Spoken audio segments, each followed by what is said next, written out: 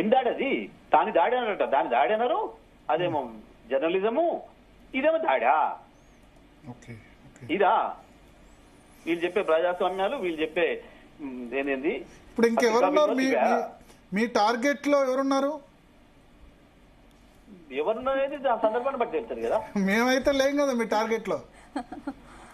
నేనేమంటున్నా, ఎవరికి అట్లా చేస్తే స్లాటర్ హౌస్ లాగా నడితే వాడవుతాడు.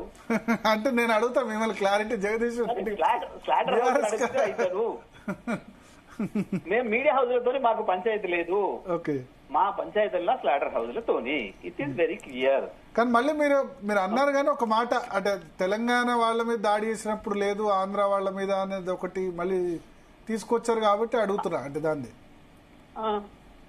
ఆంధ్రాలో కూడా అందరి మీద అయితే రారీళ్ళు. ఒకటే ఒక వర్గం, కేసీఆర్ వ్యతిరేక వర్గం, తెలంగాణ వ్యతిరేక వర్గం. కేసీఆర్ తెలంగాణను విడదీసిండు, మా నుంచి మేము దోసుకోకుండా మాకు అడ్డుపడ్డాడు అని చెప్పి కక్ష కట్టిన వర్గం ఏదైతే ఉందో ఒకటే వర్గం.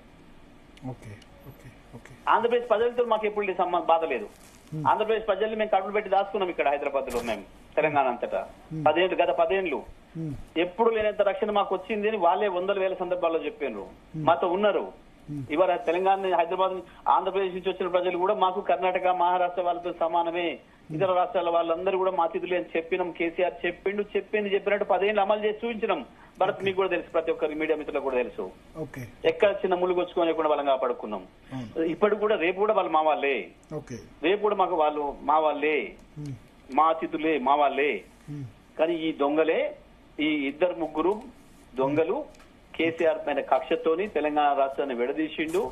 మా దోపిడీ కొనసాగుతలేదు, మేము దివాలా తీస్తున్నామన్న కక్షతోని అవతల నేను ఆంధ్రప్రదేశ్ లో ఫెయిల్ అవుతున్నా, నాది కూడా బయటపడుతుంది, నా చక్కదనం, నా విజన్లు అని చెప్పి ఒక కుట్రపూరితంగా ఇది జరుగుతా ఉంది. ఇది ఉత్తనే జరుగుతలేదు. దీని వెనకాల బీజేపీ ఉంది, చంద్రబాబు ఇద్దరు ఉన్నారు. ఇక్కడ రేవంత్ రెడ్డి కేవలం టూల్ మాత్రమే, బయటికి కనపడే తోలుబొమ్మ మాత్రమే. ఇది నడుపుతున్న శక్తులన్నీ అవి. రేవంత్ రెడ్డి, చంద్రబాబు అంటే ఓకే, కానీ బీజేపీకి ఏముంది దీనిలో రోలు? ఎందుకు లేదు? బీజేపీ రోలే చాలా ఎక్కువ ఉంది. మోడీ, చంద్రబాబుకు ఇద్దరికి ఏజెంట్ కదా. మొత్తం ఇవాళ అంతా కూడా ఇవాళ కొత్త అధ్యక్షుడు ఎంపికతోటి మొత్తం బీఆర్ఎస్ బీజేపీ ఫ్రెండ్లీ అని అంటారు. బీజేపీ కాదు, బీజేపీ మోడీ మనిషిగా ఉన్నాడు. ఈయన పేరుకు కాంగ్రెస్ లోపల ఉన్నాడు కానీ ఈయన నడిపిస్తుంది, ఈయన బతికిస్తుంది, ఈయన ముందడు తీసుకుపోతుంది చంద్రబాబు, మోడీలే. ఇక్కడ రేవంత్ కాంగ్రెస్ తో కప్పుకున్న బీజేపీ మనిషి, చంద్రబాబు మనిషి. అంతే. థ్యాంక్ యూ జగదీష్ రెడ్డి గారు, మీ అమూల్యమైన సమయం